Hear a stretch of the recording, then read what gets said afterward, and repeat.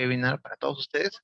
Ahí están. Muchas gracias a todos. Ahí está Ronald, Ángela, muy buenos días. Ahí está Roselvis, perfecto. Henry, Shirley, ¿cómo está Shirley? Muy buenos días, perfecto. Bueno, como ya les había dicho, vamos a responder la pregunta de cómo actuar ante enfermedades en alerta epidemiológica. Y el día de hoy nos va a acompañar la enfermera ocupacional Karin Benítez, otro de los grandes miembros del equipo de QHC. Ella nos va a dar todo el soporte requerido ante la ponencia. ¿Cómo estás, Karin? Muy buenos días. ¿Nos escuchas? Sí, Renzo, muchas gracias. Muy buenos días con todos. Espero tengan muy bonito día. El día de hoy vamos a tratar un tema muy importante, como les mencionaba mi compañero Renzo, cómo actuar ante las enfermedades epidemiológicas. ¿Me avisan si de igual manera hay un problema de audio o está todo bien? Sí, justamente ahí vemos, bueno, estamos escuchando un poquito mal. Déjame ayudarte con unos audífonos para que puedas comunicarte mejor. Y bueno, también si funciona tu cámara, ¿está prendida, Karim? Ah, ya, perfecto, ya tienes los audífonos. Ahí está, muy bien, muy bien. Sí, ahí, a ver, ¿me Uy, escuchas? clarísimos, Sí. perfecto, ahora sí. Ya, chicos, nuevamente, a ver, me presento. Mi nombre es Karin Benítez. Espero que tengan hoy un bonito día. El día de hoy vamos a tratar un tema muy importante, como les mencionábamos, cómo actuar ante las enfermedades en alerta epidemiológica.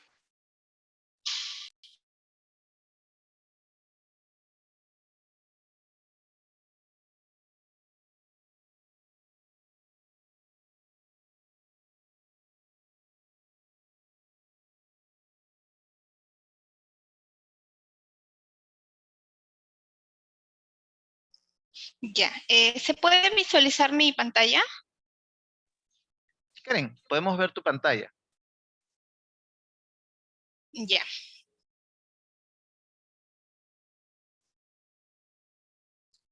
¿Sí? Perfecto. Bueno, vamos a iniciar. Como les mencionaba, este es un tema muy importante y también es un tema que se está dando en la actualidad, ¿no? Que son las enfermedades en alerta epidemiológica. En lo que ha transcurrido del 2022, se han venido notificando diferentes enfermedades, pero en este caso vamos a tocar 3 enfermedades principalmente.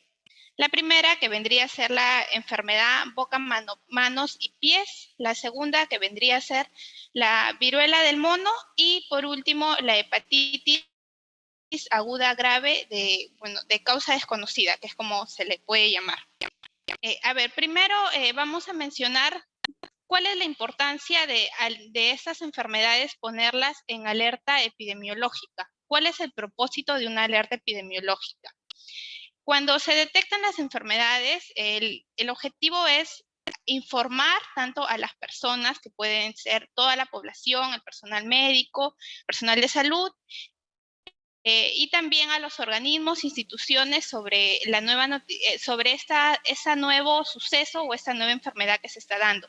¿Para qué? Para que nosotros podamos conocerla, cómo se desarrolla y sobre todo las medidas de prevención que podamos aplicar tanto en nosotros mismos, en nuestra familia, en nuestros centros laborales. También es muy importante. Entonces, continuamos y nuestros objetivos van a ser conocer las enfermedades en alerta epidemiológica durante el año 2022. Vamos a tocar 3 de ellas, como ya les mencioné. Nuestro segundo objetivo va a ser describir el desarrollo, el curso de estas enfermedades y, lo más importante, la prevención y las recomendaciones.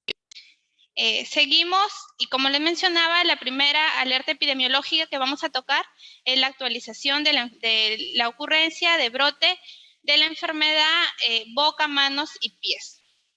Primero vamos a tocar un poco de la historia sobre esta enfermedad. Esta enfermedad fue conocida en el año 1957, cuando se detecta el primer brote de 60 casos que tenían estas características justamente de las vesículas, como vemos en las imágenes, en boca, en manos.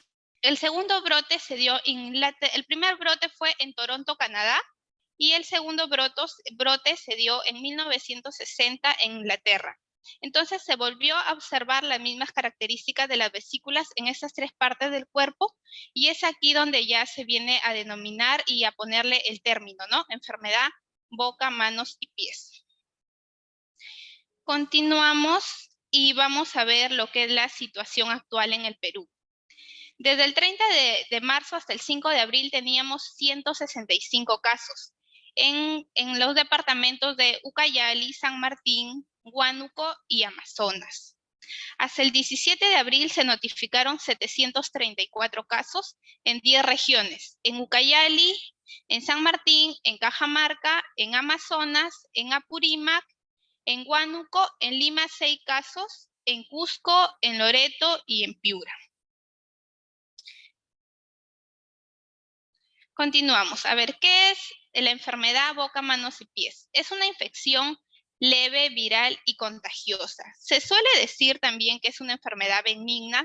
¿Por qué? Porque los síntomas a partir del séptimo al día 10, del día 7 al día 10, comienzan a mejorar, a desaparecer, y las personas comienzan a mejorar por sí solas. Pero no nos confiemos, porque en esta enfermedad ya se han detectado muertes. O sea, para cierta población de repente suele ser leve, ¿no? Pero en otros se complica, de repente con neumonías o con problemas neurológicos, y ya se han detectado fallecimientos. A veces también se dice, ¿no?, que puede ser de repente que el niño se enfermó y, bueno, los papás no supieron cómo manejar los síntomas, o de repente fue un bebé prematuro, o de repente tiene alguna comorbilidad, ¿no? Un problema más de salud. De repente tiene anemia o alguna otra enfermedad. Es causada por el virus Coxsackie, y también a este se asocia el enterovirus 71. Sí, a ver, va a ser frecuente en bebés y niños menores de 5 años, pero eso no quiere decir que a los adultos no nos va a afectar. Sí, nos va a afectar de manera ocasional, y cuando el virus llega a nosotros, va a ser, los síntomas van a ser un poco más agresivos, un poco más graves. La enfermedad boca, mano, pie tiene un aumento de incidencia a finales de verano y a inicios del otoño. A ver, continuamos y vamos a ver las formas de transmisión. Esta enfermedad boca, mano, pie es más común en áreas donde hay más niños, ¿no? Más recurrencia de niños, que viene a ser en las instituciones educativas, en las guarderías infantiles, o también en los albergues, ¿no? Donde suelen haber más presencia de niños. ¿Y cómo se va a transmitir? Va a ser de contacto de persona a persona, mediante las gotitas flush, que van a ser las gotitas de saliva a expulsar, las gotitas microscópicas. El contacto con superficies contaminadas. Aquí no solamente la mesa, lo más habitual viene a ser los juguetes de los niños, ya que los niños cogen el juguete, entonces lo contaminan, viene otro niño, coge el juguete, y de igual manera se vuelve a contaminar, ¿no? También cuando hablamos de persona a persona, vienen a ser, los niños suelen reventar estas vesículas como porque le pica o por incomodidad. Entonces muchas veces no se lavan las manos, cogen a otros de sus niñitos o cogen el juguete, y ahí es una forma de que se transmita, ¿no? Y también viene a ser otra forma muy importante, es el contacto fecal oral. Como les mencionaba, esta enfermedad va a afectar más a los niños menores de 5 años. Generalmente los pequeños a veces no tienen el hábito de lavarse las manos bien, ¿no? O sea, con agua y jabón, y durante el tiempo de mínimo 20 segundos. Entonces, el niño puede salir del baño, cogió el juguete, cogió a su compañerito, y es ahí donde se contagia. El contacto fecal oral viene a ser la forma de transmisión más común. Continuamos con el periodo de incubación. ¿A qué llamamos periodo de incubación? El periodo de incubación va a ser desde el día en el que yo me contagio hasta el día que aparece mi primer síntoma. Significa que si yo el día de hoy me contagio, no significa que yo ya el mismo día o ya mañana yo voy a empezar a tener los síntomas. No, van a pasar unos días. En este caso, el periodo de incubación va a oscilar entre 4 y 6 días. A partir de esos días, yo ya empiezo a desarrollar los síntomas.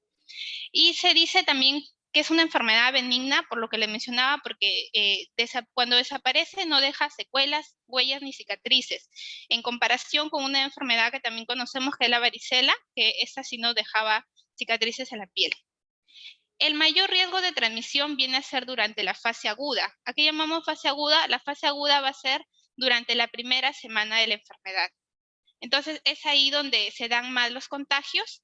En la primera semana, ya posteriormente los síntomas comienzan a bajar a partir del séptimo 10 días o de los 10 días. Continuamos y vamos a ver los síntomas en los niños. Esos síntomas en los niños va a iniciar primero las manifestaciones clínicas con un periodo prodrómico. Periodo prodrómico llamamos a las manifestaciones que se dan antes de los síntomas del desarrollo en su totalidad de los mismos síntomas, ¿no? Y esas manifestaciones en el periodo prodrómico están incluidas lo que es la febrícula, también lo que es sequedad de la boca, lo que es un malestar general, lo que es también tos y un dolor abdominal. Y también anorexia, el niño no va a tener tantas ganas de comer. Entonces, los síntomas como tal van a durar entre 7 a 10 días y se van a desarrollar con fiebre, dolor de garganta, malestar general, congestión nasal, llagas en la boca, sarpullido en mano, bocas, pies, o incluso también suele afectar a otras partes del cuerpo, como pueden ser la rodilla, los codos y las nalgas. Las llagas en la boca van a aparecer primero y luego va a estar el sarpullido, aunque se van a desarrollar también de manera paralela, pero generalmente las llagas en la boca van a aparecer antes del sarpullido. Continuamos y vemos visita al médico, sí. Como les mencionaba, estos síntomas se van a tratar desde la casa, ¿no? Pero va a haber, y al séptimo 10 días van a comenzar a mejorar por sí solo. Pero van a haber ciertas condiciones en las que tenemos que visitar al médico porque ya necesitamos un tratamiento de un especialista, ¿no? Entonces va a ser si el niño no come, si ves ya que va un día entero, que el niño no come para nada, entonces tenemos que visitar al médico.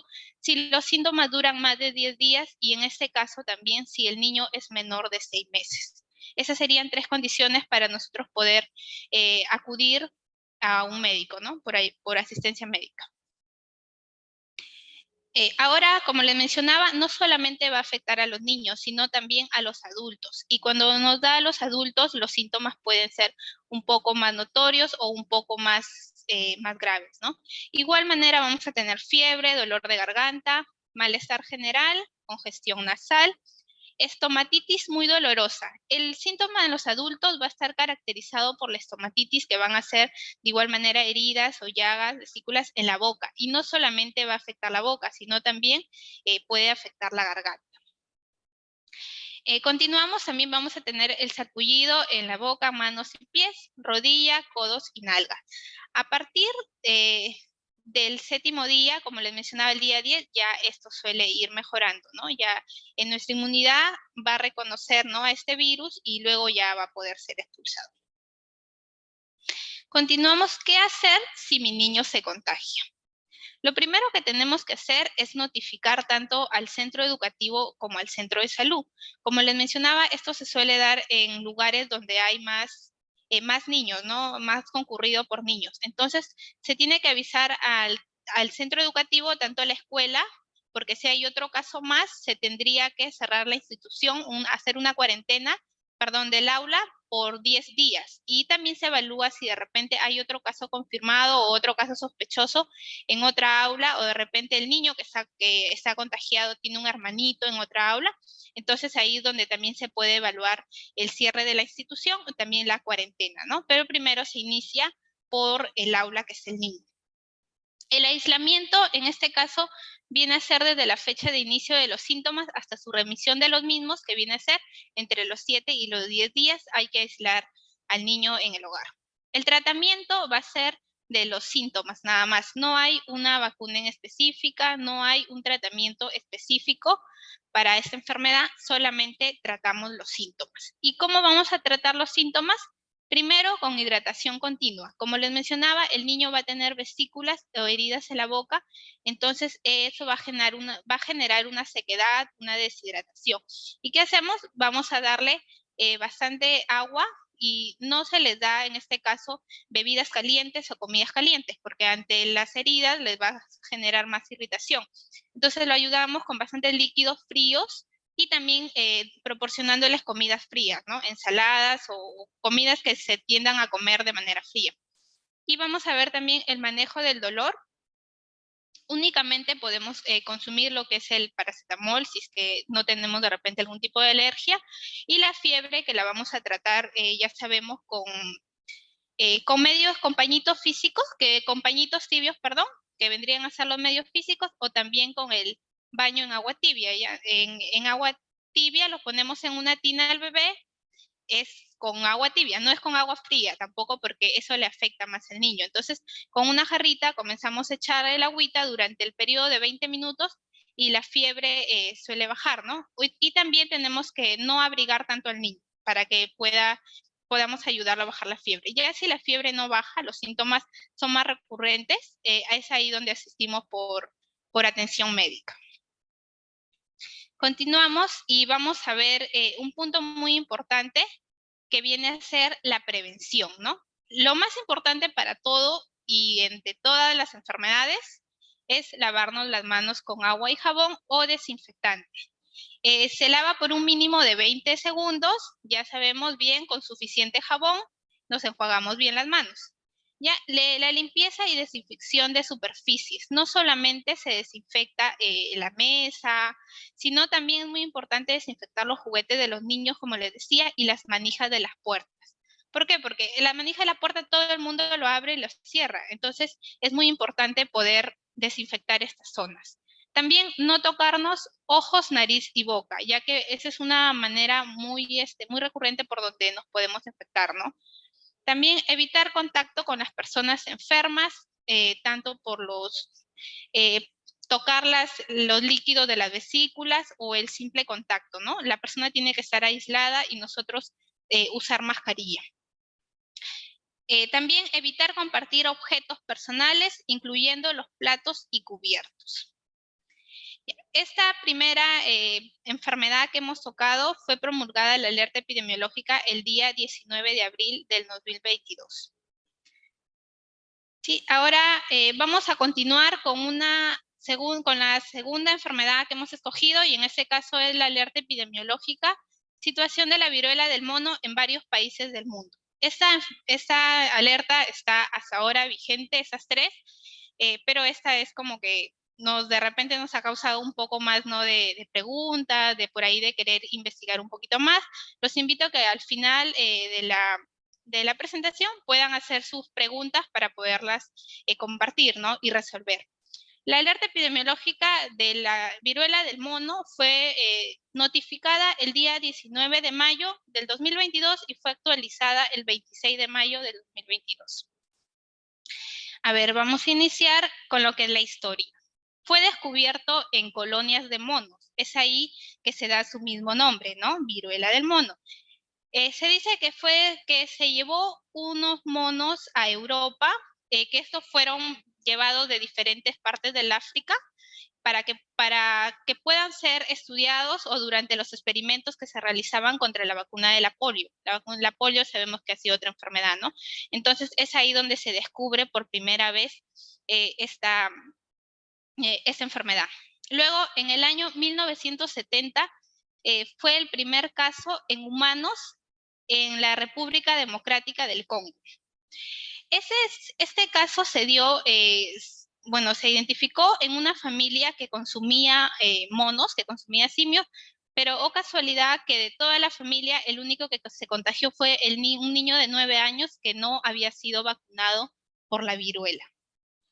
Entonces, a la par ya se venía dando la vacuna de la viruela, que era también una enfermedad altamente contagiosa. Esta enfermedad llevaba muchas muertes. Entonces, se venía buscando ya la vacuna para la viruela. En el año 1980 es donde ya se declara, ¿no?, lo que es la erradicación de la viruela. Hasta la actualidad, de ahí en adelante, en el mundo no se han detectado no se ha notificado un nuevo caso de viruela. ¿Ya? Continuamos, en el año 2016 se notificaron casos en varios países de África. Viene a ser en varios países como República Democrática del Congo, como Libia, Nigeria. Entonces, estos países vienen a formar ya países de zonas endémicas donde esta enfermedad es muy común. Luego se notificaron casos en el 2018 o 2022 en Reino Unido, en Israel, y en Singapur. Ya para el año 2022 se han identificado casos en 17 países, pero no solo en los países de África que se consideran endémicos, sino también en casos de América, incluso también en Argentina ya se tiene casos, ¿no? Acá también, acá no, hasta ahora no tenemos algún caso, ¿no? Continuamos y vemos la definición. Es una zoonosis viral, es decir, una enfermedad causada por animales. Es causada por el virus de la viruela símica y es también llamada monkeypox. Y existen dos variantes del virus que origina la viruela del mono. Una que es proveniente de África Central y la otra que es proveniente de África Occidental. Esta última, de África Occidental, se considera más leve, tiene una tasa de letalidad del 0 al 6% y hasta el momento no se han detectado muertes por esta variante. En cambio, la de África Central tiene una tasa de letalidad hasta el 11% y esta es mucho más infecciosa.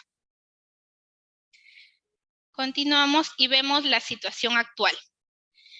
Hasta el 25 de mayo se habían notificado 219 casos en países donde la enfermedad no se considera endémica, es decir, fuera de África. Como les mencionaba, ya hay casos en Estados Unidos, hay casos en Canadá. En el Perú se registró un caso sospechoso de un paciente de 70 años que fue hospitalizado en Piura. Notificaron la enfermedad, se realizaron las pruebas, fueron llevadas a las muestras de laboratorio, pero ya este era un paciente que tenía diabetes, a la vez tenía anemia severa, pero ya se descartó. No fue, felizmente, no fue un caso de viruela del mono. Entonces, ahora, hasta el momento, no tenemos todavía algún caso sospechoso o un caso confirmado, ¿no? Continuamos y vamos a ver quiénes la transmiten o en quiénes habitan, ¿no? Quiénes son el reservorio. Aún esto continúa en estudios, pero se dice, pues, ¿no? Que el hombre, una vez que lo tiene, lo puede transmitir a otro hombre. El mono, que fue donde fue descubierto, también lo encontramos en roedores pequeños, en ratas, ardillas y en los animales marsupiales que vendrían a ser dentro de ellos los koalas y los canguros. Continuamos y el modo de transmisión. Aquí encontramos lo que son las gotas grandes exhaladas, a diferencia de la enfermedad boca, manos y pies, y también como el COVID que se transmite por las pequeñas gotitas, ¿no? Por las gotitas microscópicas. Este caso se requiere las gotas grandes exhaladas. También el contacto directo con personas infectadas que vienen a ser los fluidos corporales como la sangre. También se dice que pueden haber también por lo que es los fluidos corporales, pero en este caso lo que es de la vía sexual aún no hay un estudio que diga que sí o sí es un modo de transmisión. También contacto con superficies contaminadas, también es por placenta, ya se ha detectado que la mamá puede pasar al bebé mediante la placenta este virus, y también es por los residuos, es decir, de los animales contaminados, ¿no? Continuamos y vamos a ver los periodos de la enfermedad, ¿no? El periodo de incubación, como ya les mencioné en la primera enfermedad, es el tiempo desde que yo me contagio hasta la aparición del primer síntoma. Ese tiene un periodo de incubación de 6 a 16 días, aunque puede variar de 5 a 21 días. En esa enfermedad hay estudios de que dicen de que en el periodo de incubación no se contagia. Por ejemplo, si yo me contagié hoy y todavía no tengo ningún síntoma, pero yo ya estoy contagiado, no significa que ese día yo ya puedo ir a contagiar a otra persona. No, empezamos a contagiar desde la aparición de nuestro primer síntoma hasta que después estas mismas, cuando tenemos las vesículas, ya se van a convertir en costras después, ¿no? Entonces contagiamos hasta que las costras se caigan totalmente, hasta la eliminación total de las costras. Continuamos y vamos a ver otro que vendría a ser el periodo de invasión. El periodo de invasión va a durar entre 0 y 5 días y aquí vamos a encontrar fiebre, linfadenopatías, que viene a ser la agrandación o el tamaño un aumento del tamaño normal de los ganglios, ¿no? Y esto se produce porque hay un proceso inflamatorio. Cefalea intensa, que es dolor de cabeza intensa, dolor lumbar, dolor de espalda, mialgias, dolor muscular, astenia intensa, que es cansancio intenso, y escalofríos. Continuamos y vemos el periodo de erupción cutánea.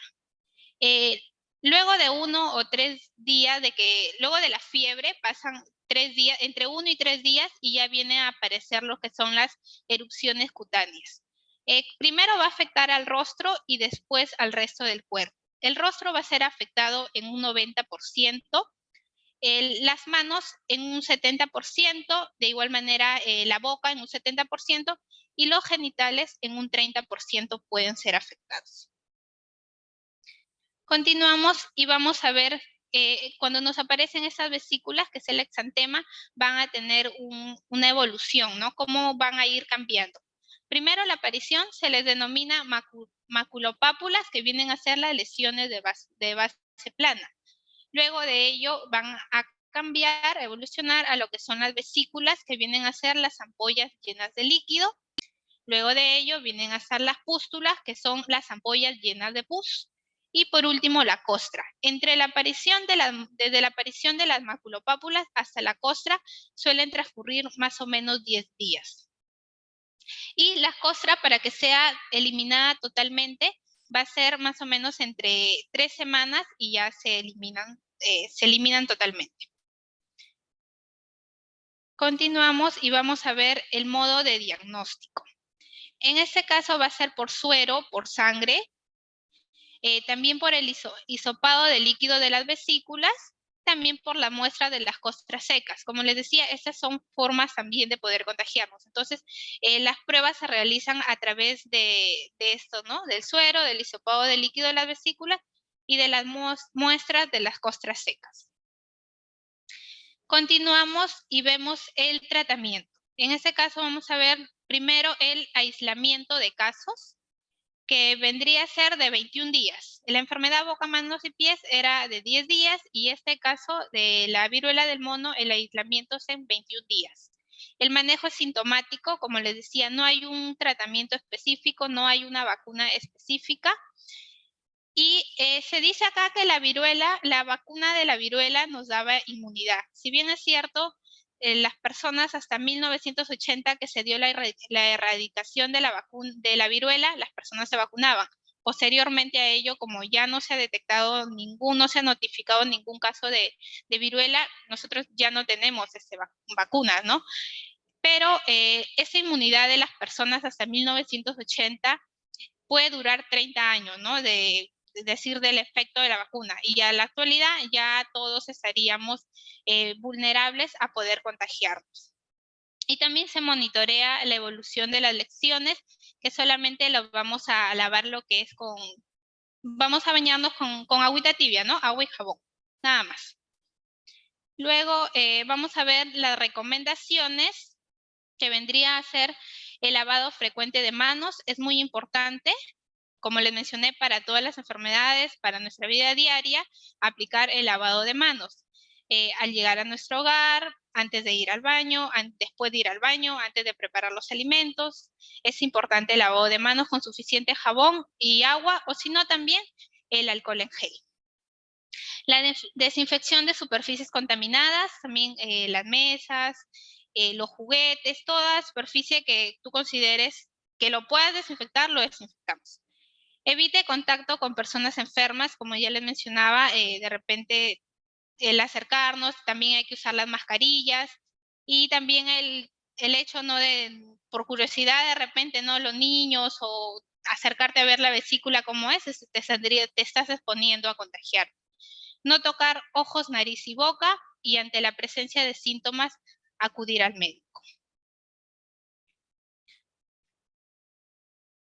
Ahora continuamos con la última alerta epidemiológica, que vendría a ser la hepatitis aguda grave de causa desconocida en niños. Así se denomina. Esta alerta fue notificada el 1 de mayo del 2022. Empezamos con los antecedentes. El 5 de abril del 2022, Reino Unido notificó un aumento de casos de hepatitis aguda grave de causa desconocida. Esto fue en niños menores de 10 años que previamente estaban sanos. Entonces, una semana después ya se comenzaron a notificar casos en Inglaterra, en Gales e Irlanda del Norte.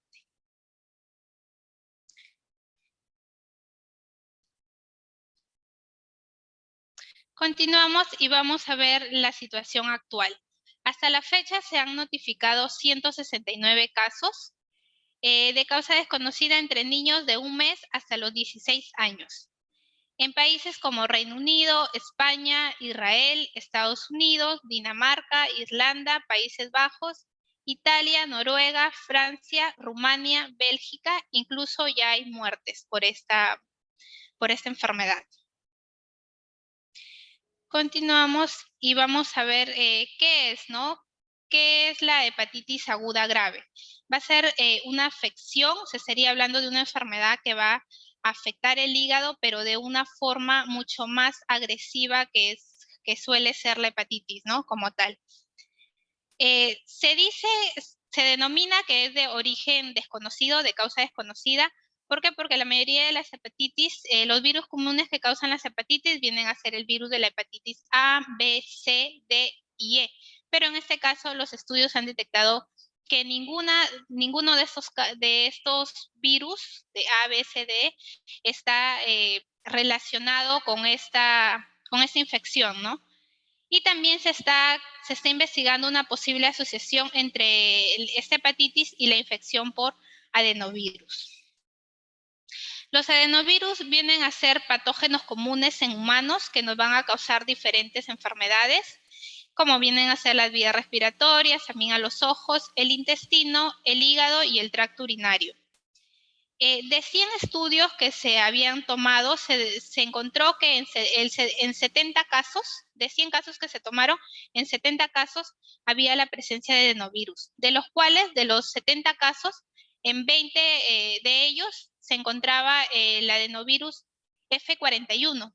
Entonces se asocia generalmente con este, ¿no? Es una hipótesis. Y después también se encontró coinfección entre el COVID-2019 y niños con hepatitis aguda grave, ¿no? También una de las hipótesis que se mencionaba era que podía ser un efecto secundario de la vacuna del COVID, pero esta hipótesis ya se descartó porque varios de los niños no contaban con la vacuna. Continuamos y vamos a ver las manifestaciones clínicas. Esa va a ser... va a iniciar con, va a tener la presencia de las transaminasas elevadas, más de 500 unidades por litro. ¿Qué son las transaminasas? Las transaminasas, al ver una infección, van a aumentar. Entonces, al aumentar, van a estar presentes en la sangre y cuando se toma la muestra de sangre, estas se va a ver, ¿no? La cantidad. Entonces, estas transaminasas van a estar más de 500 unidades por litro. La ictericia, que viene a ser la coloración amarillenta en la piel, también en los ojos. La colia, que viene a ser la falta de coloración de las heces. También los signos y síntomas gastrointestinales como dolor abdominal, diarrea y vómitos. Y la mayoría de los casos no tenía fiebres. Como les digo, esta es una enfermedad que hasta la fecha el 10%, 17 de las personas han requerido un trasplante de hígado. O sea, es una enfermedad que va a afectar el hígado de una manera más grave, ¿no? Más agresiva, que incluso se ha tenido que realizar trasplantes de hígado. Continuamos y vamos a ver lo que son el modo de detección. Se recomienda realizar pruebas de adenovirus PCR mediante las pruebas de PCR y se puede realizar en muestras respiratorias, en heces, en hisopado rectal y en sangre. Y por último vamos a ver lo que son las recomendaciones que vendría a ser la vacuna contra la hepatitis.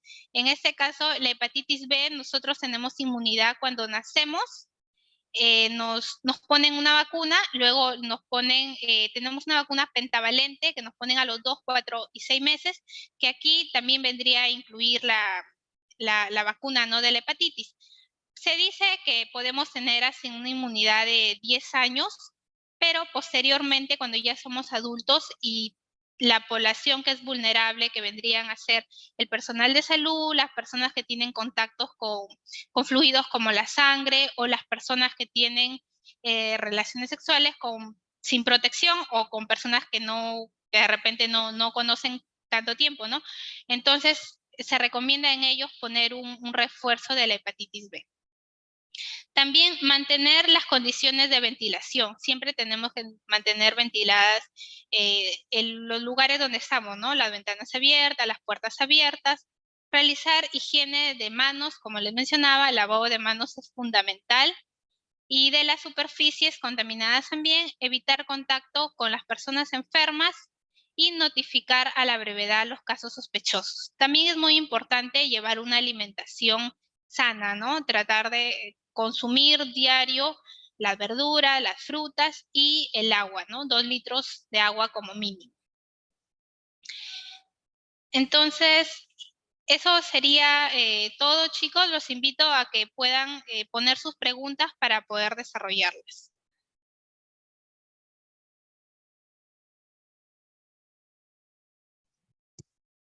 Perfecto, Karim, muchas gracias por esta ponencia. A ver, justamente estoy pasando también el link de asistencia, ya, para que puedan registrarse. A ver si tienen alguna consulta, escríbanlo por el chat para poder responderla.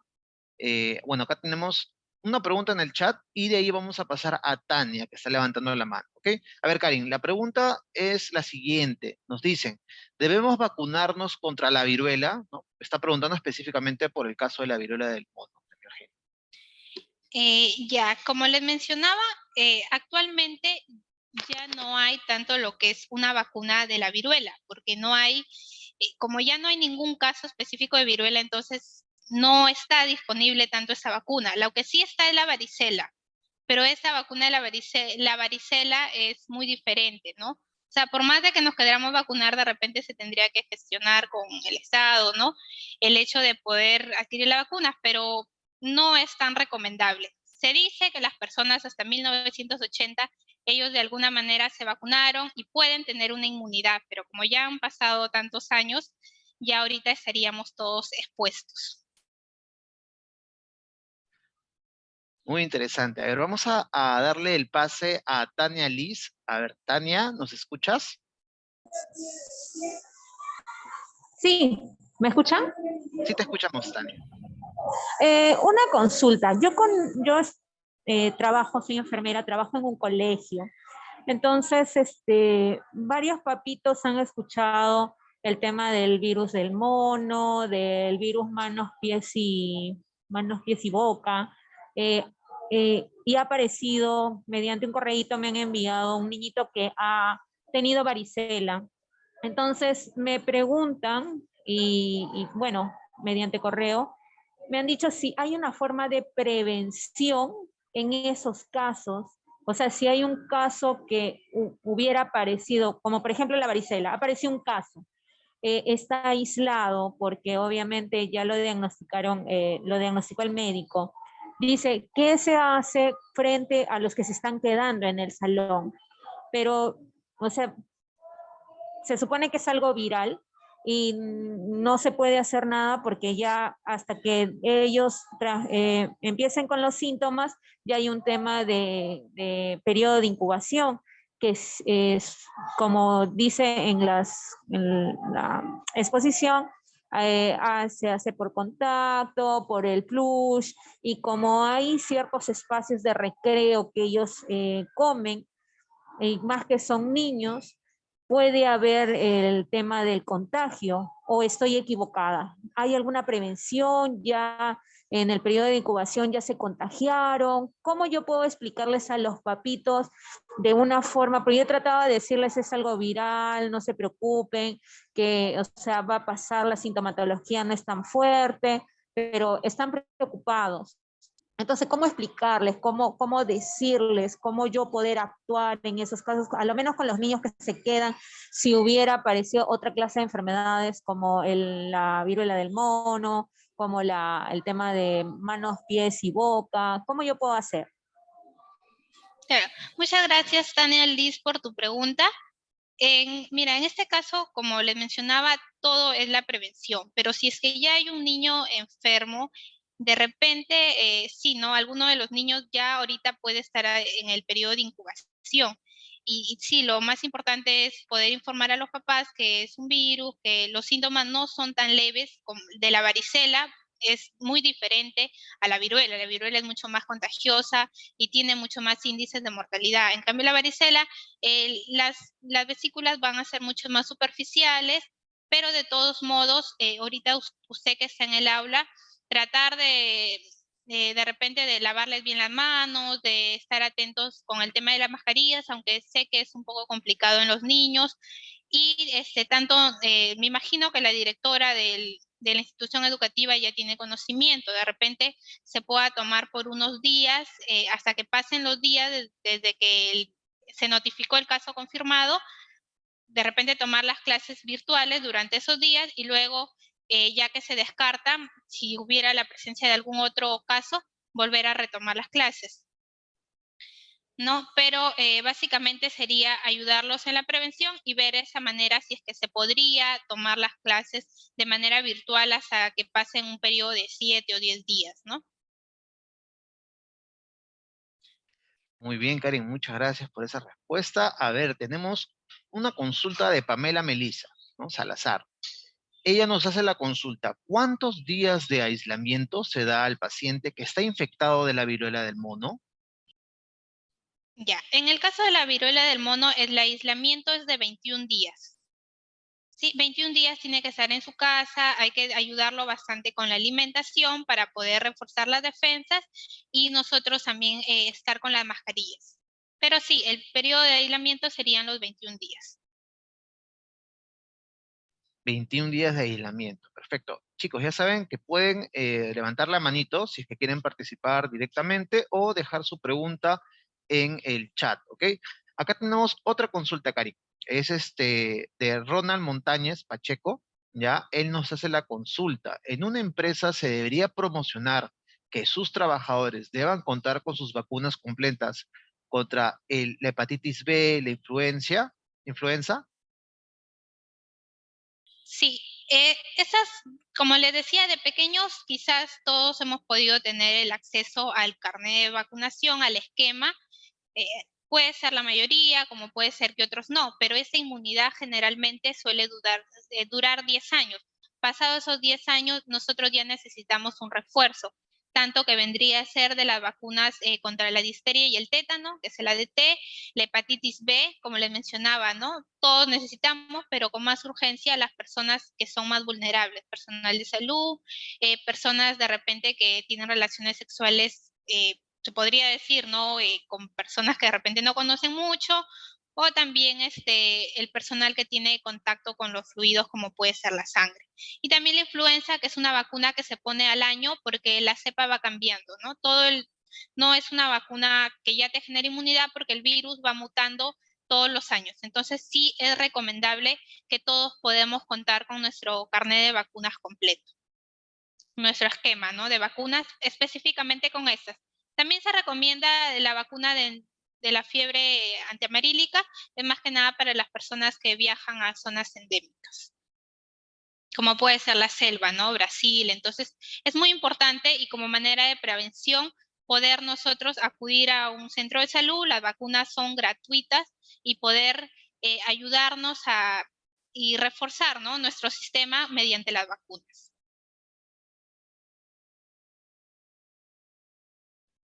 Ahí está. A ver, bueno, no sé si, Karin, tienes alguna precisión adicional sobre la exposición, de repente alguna pregunta que puedas, ¿no? Hacernos. A ver, chicos, así de manera general, a todos los que están en la sala, les consulto cuáles vendrían a ser las recomendaciones generales tanto para las tres enfermedades que hemos tocado. qué es lo que tendríamos que poner en práctica en nuestra vida personal, en nuestra vida familiar y en nuestro centro de trabajo.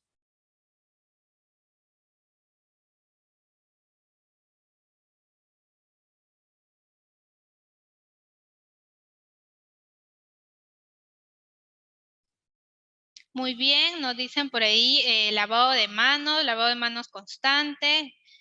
Muy bien, como les decía, antes de nosotros llegar a casa, tenemos que lavarnos nuestras manos con suficiente agua y jabón durante 20 segundos. Hay un esquema de paso de lavado de manos que de repente por ahí lo podemos buscar en internet y poder ir entrenando, ¿no? Practicando los pasos hasta que se nos van haciendo un hábito. También es muy importante que si alguno de ustedes tiene sus niños, poder desde pequeños inculcarles el lavado de manos hasta que ya se les haga un hábito. Todos los virus van a estar en nuestras manos y nosotros inconscientemente nos llevamos las manos a la cara, a la boca y más los niños, entonces es ahí el riesgo más de contagiarse. También evitar los espacios cerrados, hay que ventilar, ¿no? Todo, la refuerza de la vacuna, como les decía, los invito a todos a que puedan acercarse a un centro de salud, las vacunas son gratuitas y poder ayudar a nuestro sistema inmunológico. Gracias a todos por sus respuestas.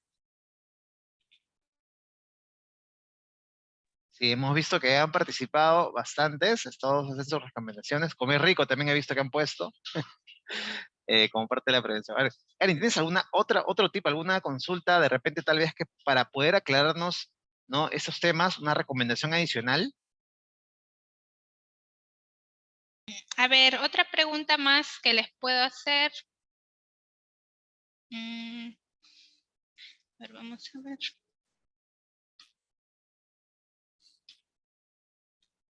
A ver, no sé si recuerdan que dentro de la enfermedad boca, mano, pie, había un síntoma que era específico en los adultos y que suele ser más doloroso, ¿no? Más grave. No sé si alguno de ustedes lo recuerda por ahí. ¿Cuál era?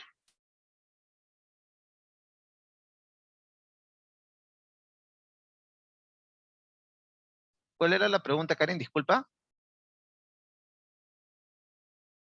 A ver, en la enfermedad boca, mano, pies, en los síntomas de los adultos hay un síntoma que es muy específico y que es un poco grave, ¿no? Por así decirlo, o más doloroso. ¿Recuerdan cuál era ese síntoma? Alguno lo puede escribir o de repente puede decirnos, ¿no?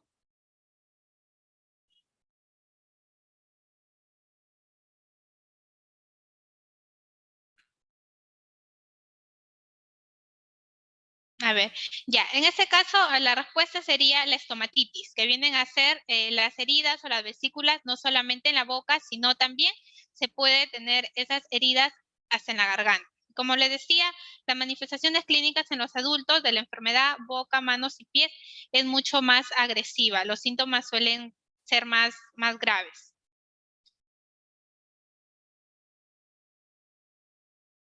Muy bien, Karen, muchas gracias por esas aclaraciones. Quería saber si tienes algunas palabras finales ya para ir cerrando este webinar. Muy interesante. Sí, a ver, chicos, los invito a estar atentos, ¿no? Ante estas alertas epidemiológicas, tanto a cuidar de nuestra salud, a cuidar de nuestra familia, de nuestros compañeros de trabajo, ¿no? Muy importante cumplir las medidas de prevención, es lo que más nos va a ayudar frente a estas alertas, poder notificar también si es que hay algún caso sospechoso y también la información que hayan podido aprender hoy, poderla transmitir a su familia, a sus compañeros, a sus amigos, ¿no? Para que de alguna manera ir educándonos y ir conociendo de estas enfermedades. No, les agradezco por su tiempo, por haber ingresado y por compartir este momento con nosotros. Muchas gracias, Karen. Bueno, chicos, quería agradecerles también a todos ustedes por su participación en estos temas muy importantes y muy interesantes que nos pueden servir, ¿no? Como guía para nuestro día a día. Ahora, bueno, queríamos también aprovechar la oportunidad para agradecerles, ¿no? Y poder brindarles en este caso, que informarles que en QHC brindamos el servicio de outsourcing, o mejor conocido como tercerización también, en el que disponemos a profesionales no solamente de la salud, como la enfermera Karen, sino también doctores y también ingenieros, ¿no?